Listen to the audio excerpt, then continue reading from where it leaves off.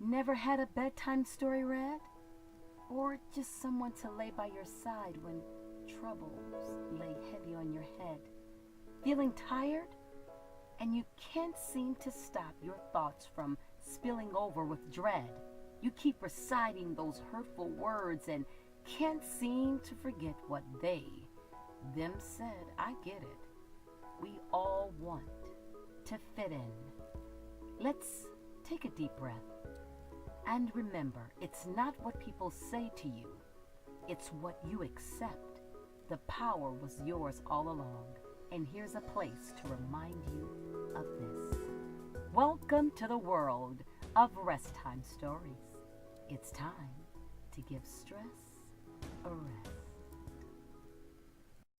Now is the time to open your heart by Pulitzer Prize winning author of The Color Purple, Alice Walker.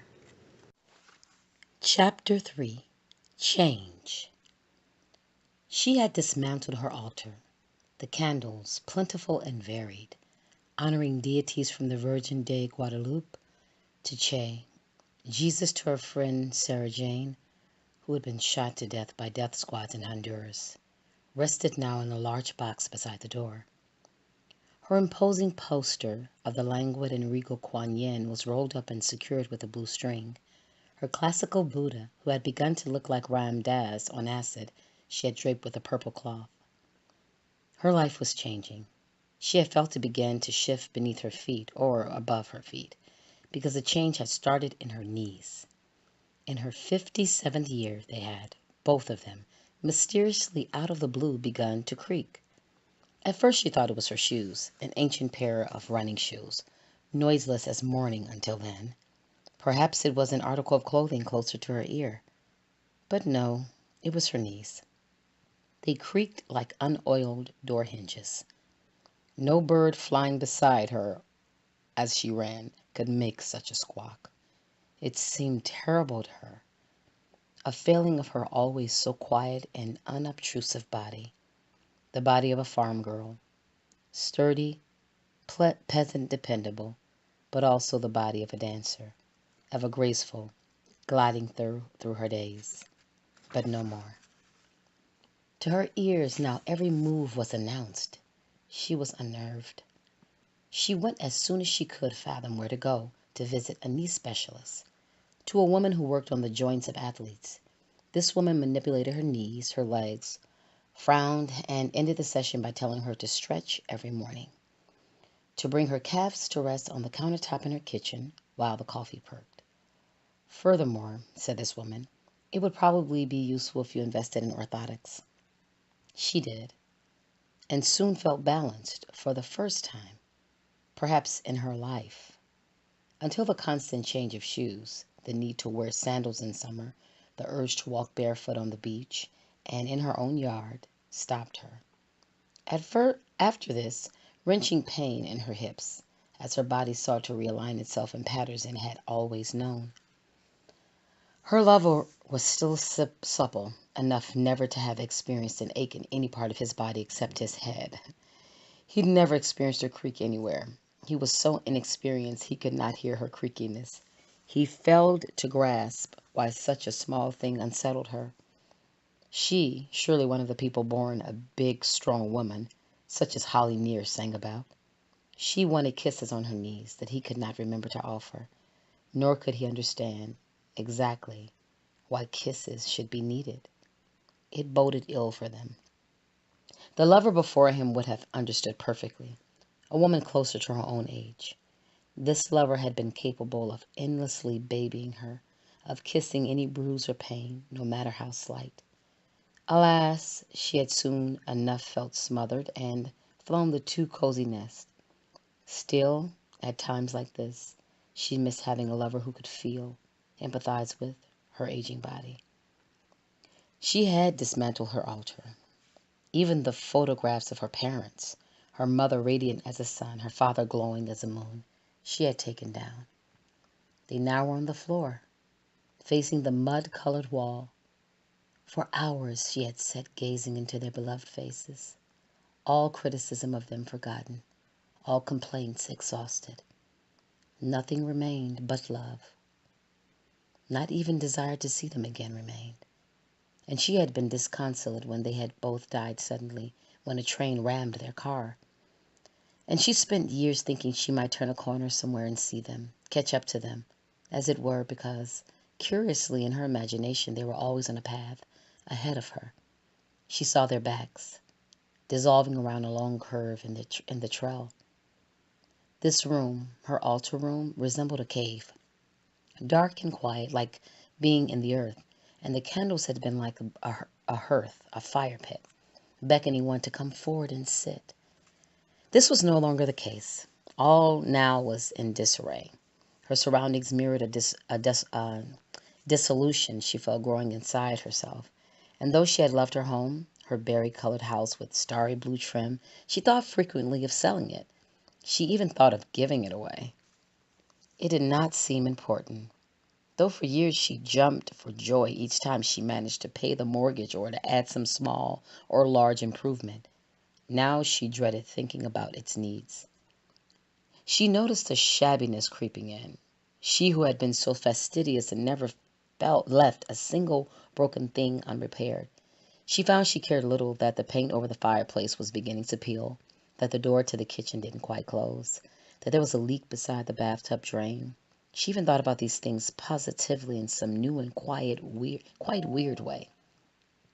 She could feel her house dissolving around her, as her parents dissolved when she daydreamed them. And there was a feeling of relaxing, a letting go, that was welcome. Every word she wrote now, she thought of burning. Old journals she had gathered in a pile to save in already overstuffed cupboards or to burn. And one day ceremonially she burned not only some of her writing, but several $100 bills, just to demonstrate to herself that these items were not the god/goddess of her life. Her friends grew quite alarmed. She began to dream each and every night that there was a river, but it was dry. There she'd be in the middle of an ancient forest searching for her life, i.e. the river, and she would find it after a long journey and it would be sand. Her pens as well seemed to go empty on her. An unusual number of them, though practically brand new, refused to scratch more than a few pale lines. No matter that she banged them in frustration on the desktop, her eyes dimmed, nor could her new reading glasses often be found. Was it the end? She thought. Or what? And so her friends, the ones in her psyche and the ones sitting around her dining table, said, "You must find a real river somewhere in the world. Forget the dry one in your dreams to travel down." They suggested one of the deepest, swiftest, most challenging of all, the Colorado. She went, taking just her light duffel of hiking and sleeping gear, mosquito repellent, aspirin, and a walking stick a friend had carved from a twig. Lovely in its lightness and the color of dried hemp, she started on this journey. They had told her the river was wide. They had told her it was cold and deep. They had told her it roared through the Grand Canyon like a locomotive. They had forgotten to mention there were rapids.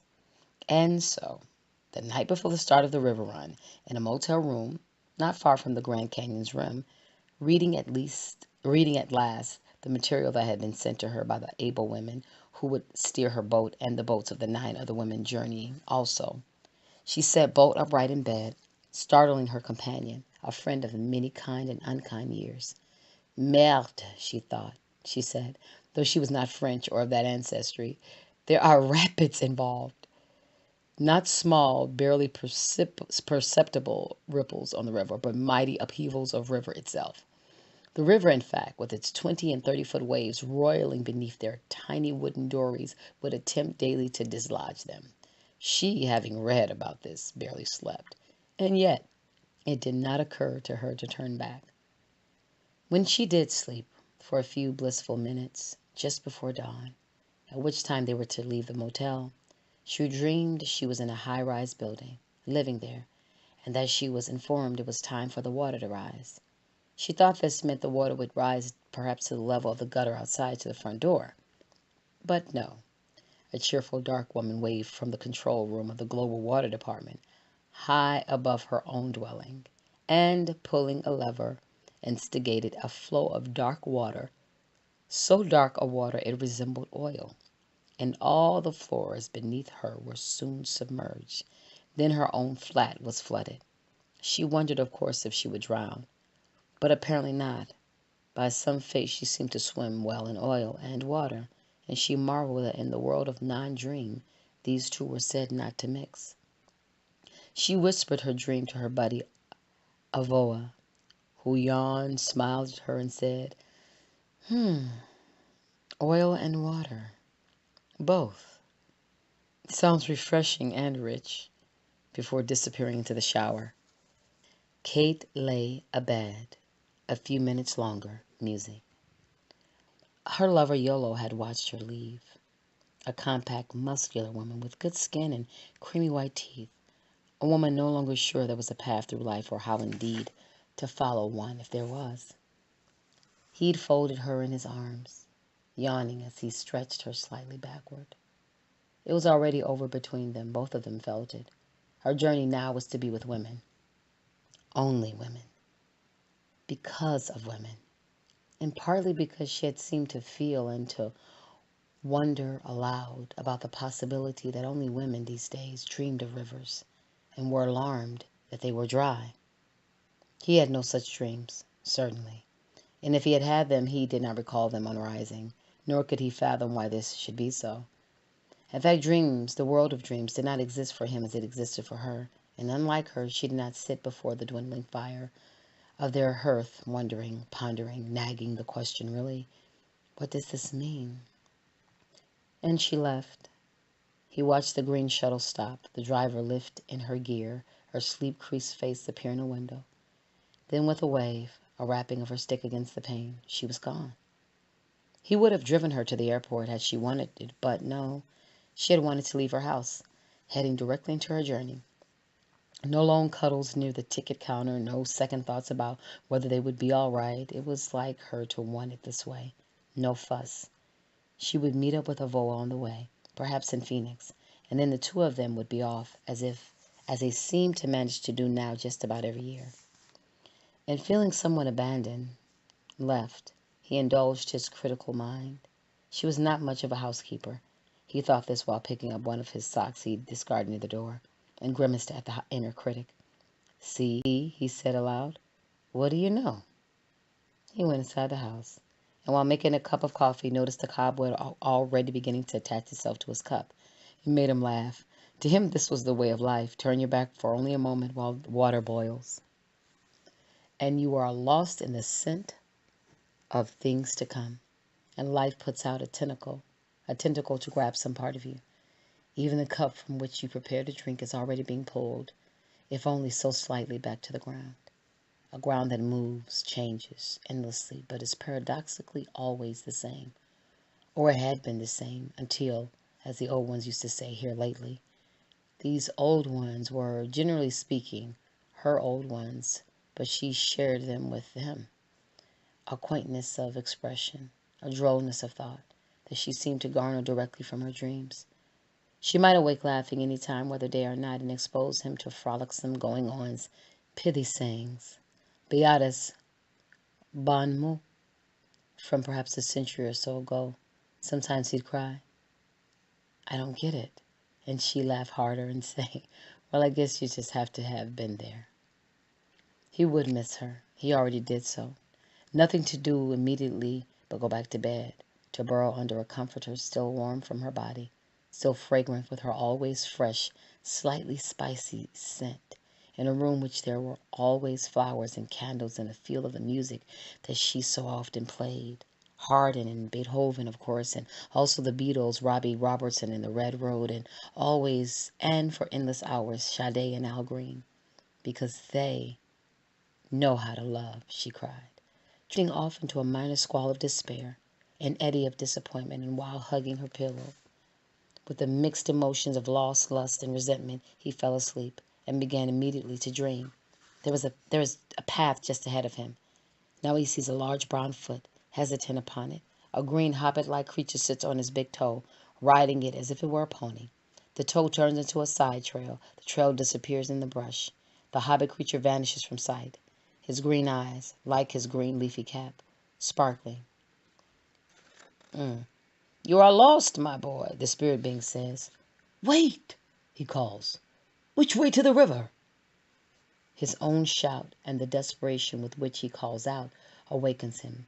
He lies cradling her pillow, suddenly knowing it isn't over between them, that it will now never be, no matter that they may soon part. He has somehow joined her journey. "Hallelujah," he shouts, flinging aside the comforter, kicking away the covering quote, giving her pillow a loud smack of a kiss, and heading jubilantly for the shower. It blesses him. Never before, he feels, has he understood water. It cascades down his tight, healthy skin and covers him where the sun falls with crystal beads of light. It astonishes him that in its purity, in its speed, in covering his body, it has no scent. He smells only himself. Earthy, rich, a friendly scent, he thinks, bemused, and the soap he holds, which is lemony, also earthy, he thinks. He thinks of how they met. She'd pursued him after seeing one of his paintings of the desert. "How can it move me so?" she'd cry, gazing in rapture at a large canvas on which there was little other than space, sky, brown earth, and a large cactus. "It is so empty." "Because emptiness, space, is our true home?" He'd reply, because amused by her enthusiasm, and that she'd called in the middle of the night to again pose the question. "It is, isn't it?" she'd said, after a long pause. "And the blue of your sky," she said. He turned over in bed, happy not to have a wife beside him to disturb, and lit a cigarette. The habit of smoking, terrible, dumber than stupid, he knew, had taught him about emptiness, the need to fill internal space, the huge internal space existing within us all, with something. He was grateful he could smoke, though he knew there were women who dismissed him the instant they saw him light up, because they could not imagine kissing him. "Do you know what O'Keefe says about blue?" he asked her, blowing out a cloud of smoke, warming to her voice, though he did not remember her face clearly from the opening night's exhibition. "What?" "That it is the color that will remain after everything is destroyed." He could feel her thinking, savoring this idea, her mind carrying her into the far reaches of the heavens, of space, long after there was no more earth. "But if we're not here to see it," she finally asked, "will it still be blue?" He laughed and asked her where she lived.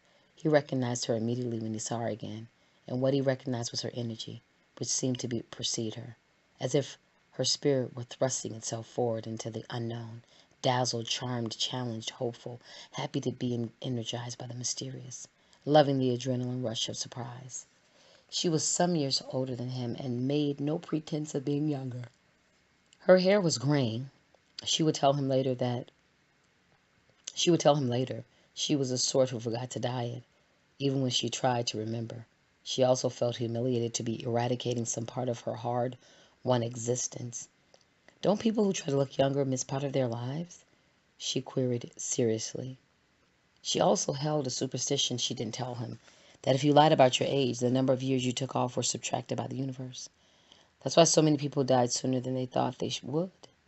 She had her adequate cushion of estrogen fat on tummy and hips. Her full breast swung lower than ever before. Her eyes sparkled to find herself still vitally alive. An artist who was passionately enchanted by the real, however odd or singular it might be, he felt, almost at once, a sense of home. They stood at that first meeting, simply measuring each other with their eyes. They were nearly equal in height. He thought immediately of what a boon that would be for kissing, if, in fact, she deigned to kiss a smoker. She thought it might prove a boon for other things, but he was modest and tried unsuccessfully not to go there. She offered him tea and a peach that seemed to materialize like a hair from a hat out of the green velvet sleeve of her embroidered shirt, and it had begun. "We met, really," she would tell friends later, laughing over nothing, over emptiness, space. "I couldn't believe how much of it he managed to get into his paintings, or how at home I felt in it." He smiled to hear her describe it. "The moment I stood in front of any one of his paintings," she elaborated, "my bird nature became activated. I felt I could fly." Her bird nature? Where had he been? And with whom had he been? Not to know there were people, women, who talked this way. She must be New Age, he thought at first, shuddering.